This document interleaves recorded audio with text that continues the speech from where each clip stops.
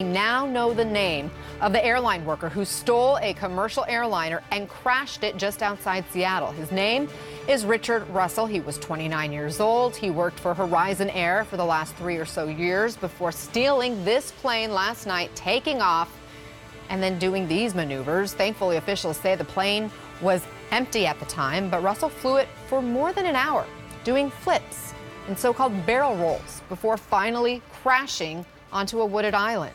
Crews are looking for that black box now, but we do have chilling audio from air traffic control. Here are some of Russell's last words. I got a lot of people that care about me, and it's going to disappoint them to hear that I did this. I would like to apologize to each and every one of them. Just a broken guy.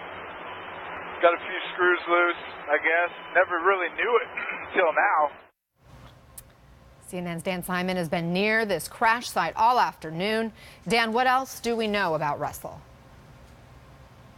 Anna, a law enforcement source tells CNN that the 29-year-old Horizon Airline employee has been identified as Richard Russell. Now, we can tell you that Russell is somebody who kept a very active online presence. He recorded YouTube videos talking about his job. He also had an online blog where he mentioned that a few years ago he and his wife operated a bakery somewhere in Oregon.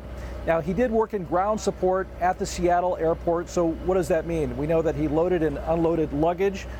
He would also tidy up aircraft, and it also involved riding a tractor or driving a tractor where he would put an airplane in the right place for takeoff. And that is apparently what he did yesterday before getting in the cockpit, firing up the engines, and then having a successful taxi and takeoff. That is very difficult to do under normal circumstances because of the protocols in place. I want you to listen now to the CEO of Horizon Airlines who spoke out earlier today.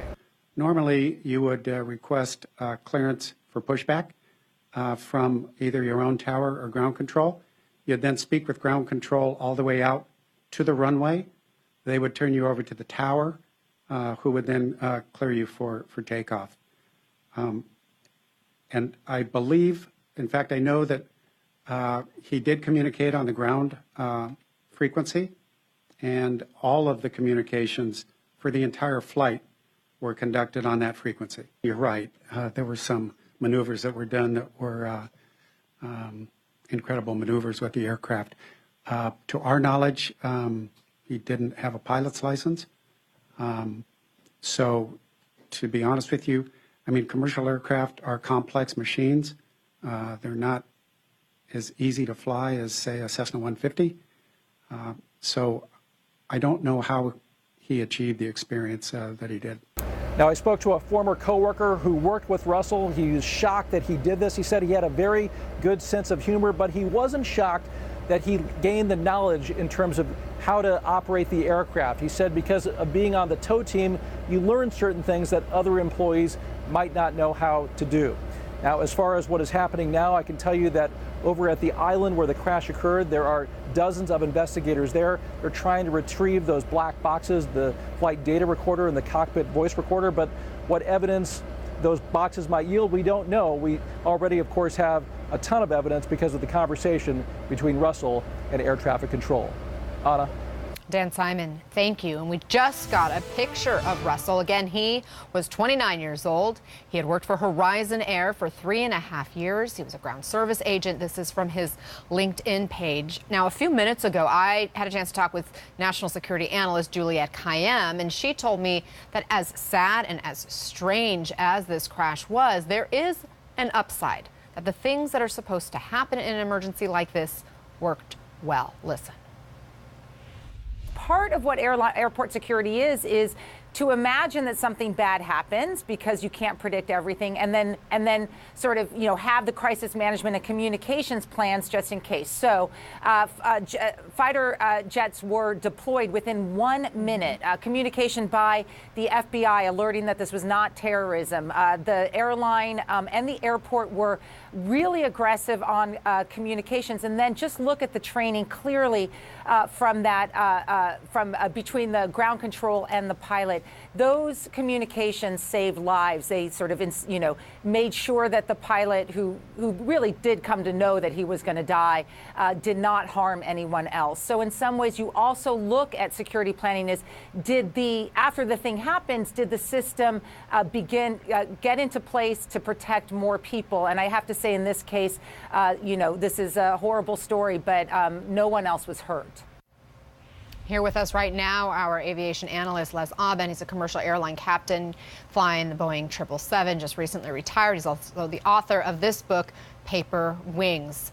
Les, so good to have you with us. What a crazy story. And we continue to learn little bits and pieces about what went down, who this person was. What strikes you? Well, this was chilling to me. Just listening to the recorded transcript, it was just absolutely chilling to me that this man could maneuver an aircraft with limited experience or no experience in an airplane.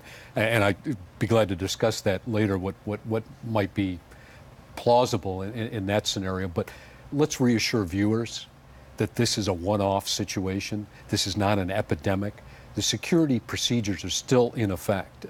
This was a disturbed man.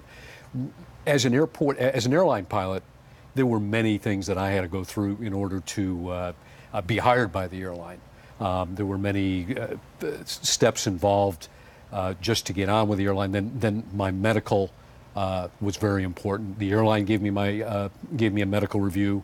The FAA gave me a medical review throughout my 34-year career. The ground folks, not so much, but they require what they call a SITA badge, which is a security identification display area. In other words, they have to display this badge to other employees and to appropriate authorities, whether it be TSA, doesn't make any difference, law enforcement. They have to go through a vetting procedure, first with the airline, in and of itself, their hiring procedures, then go through a security procedure, fingerprints. They have to go through an entire criminal background check.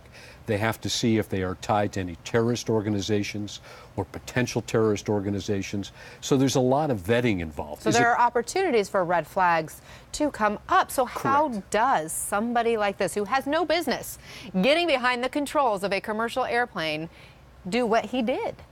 This man would go under the radar in full plain sight because he's got a uniform, he's got the SITA badge that I referred to. He gets into this airplane. Nobody that was an employee would say, oh, what's he doing in the airplane?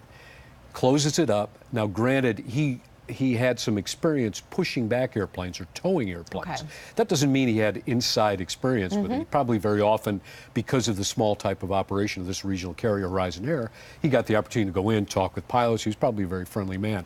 So he got familiarity that way. The maneuvers that he performed, notwithstanding being able to take off the airplane without crashing it. Well, that's what I had to think. How does somebody do it if they have no pilot experience? He didn't have his license, but we're looking at the video. He's doing some what looks to be fancy maneuvering. And that's what's absolutely amazing. The only way I could see that this be plausible is that there is a big, passionate hobbyist group that flies desktop simulators to the point that the sophistication you can buy, I've been to their conventions, and they can buy sophistication depending upon how much money you want to spend. They can actually make it realistic to fly that airplane, a 777, a Cessna 150. They could get enough experience and exposure to it to believe that they could do what this man did. And those maneuvers are absolutely incredible. An experienced Q400 pilot wouldn't necessarily be able to perform that maneuver, nor would they want to perform that maneuver because they know the limitations of an airline type aircraft. Incredible. And when you listen to him on that tape with the air traffic controllers, is there any information you think investigators can glean from their communication? Well, certainly when the cockpit voice recorder is recovered, if he was talking to himself and then the flight data recorder itself to determine, did this man begin his own demise by pushing the aircraft into the terrain, into the trees. That aspect of it, I'm sure, there was something disturbed about this individual. I'm not a psychologist, but it sounds like he was going through a period of depression. He himself said, we heard him say, I must have a screw loose. I didn't know it until now, I guess. And to get into an aircraft and actually almost sound that relaxed, he must have been overwhelmed. I just can't imagine. Yeah. I would not climb into that Q400 with 25,000+ hours of experience not being trained in that aircraft. Incredible. It's absolutely amazing. Les Aubin, thank you so much.